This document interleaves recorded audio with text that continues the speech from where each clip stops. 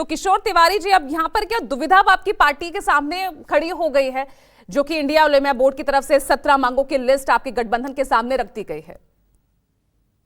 हाँ, मैं एक बात बोलूंगा कि महाराष्ट्र के अंदर विनोद जगदाले ने जो मुद्दे रखे वो मुद्दे बहुत ही अहम है।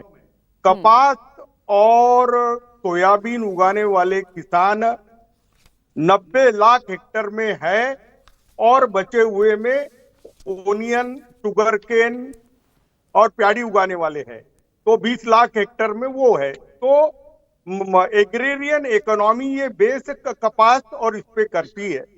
और विनोद ने कहा कि चुनाव के अंदर उटपटांग बातों पर पूरी पॉलिटिकल पार्टियां बात कर रही है, कोर इशू पे बात नहीं कर रही है।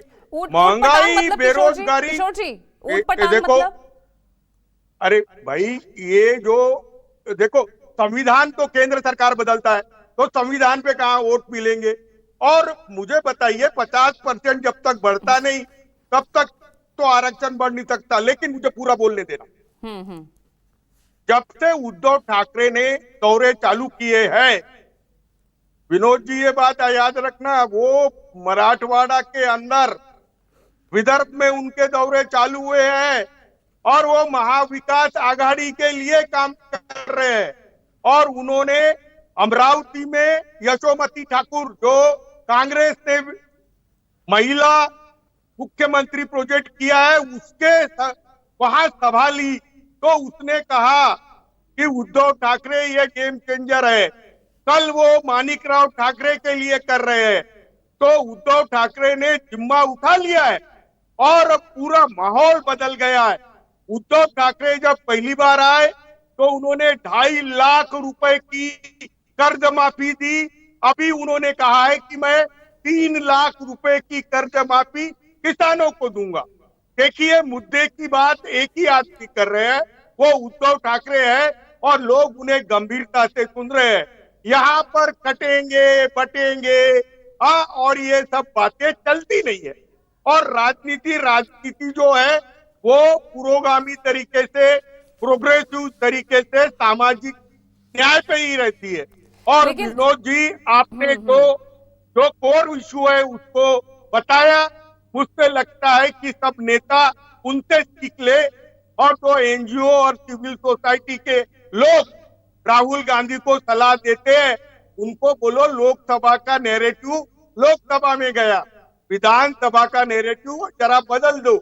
जिसकी औरत तो आपकी बातचीत नहीं हो रही है क्या राहुल गांधी से? वो तो अब लगातार अब मुंबई में रहेंगे भी, आज आपका एक साझा मैनिफेस्टो भी आ रहा है, तो ये सलाह तो आपकी तरफ से दी जानी चाहिए। नहीं चलता ये मुद्दा महाराष्ट्र में?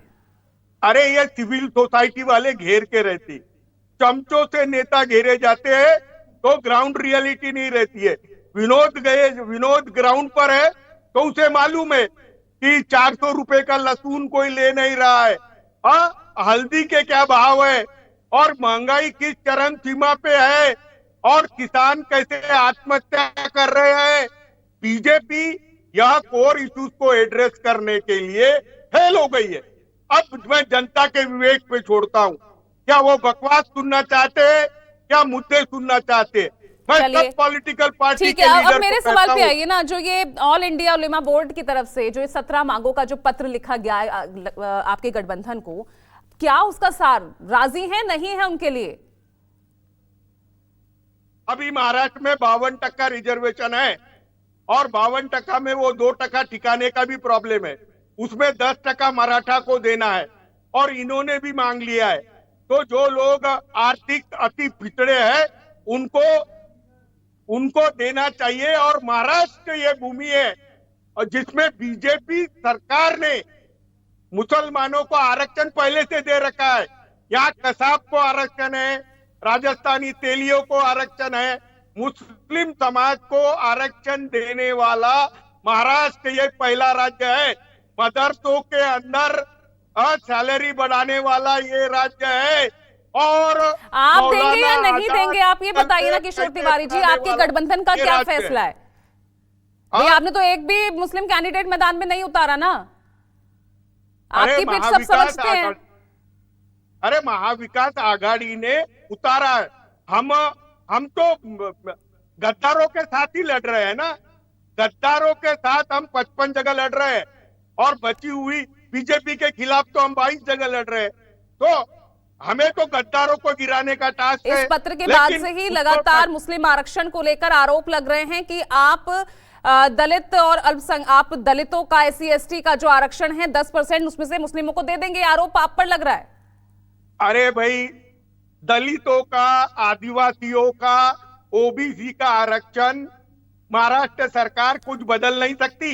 और मैं अभी बता देता हूं धनंजय गिरी, ना तो तुम्हें कोई मुसलमान वोट देगा, ना दलित देगा, ना आदिवासी देगा। तो अगर आपको मुसलमान का वोट चाहिए तो आपको माननी पड़ेगी ना केवल ये बब्बन शर्तें। और मारवाड़ी देंगे। अरे किशोर जी, अडानी आप के अपना स्टैंड दोस्त बताइए थे। ना।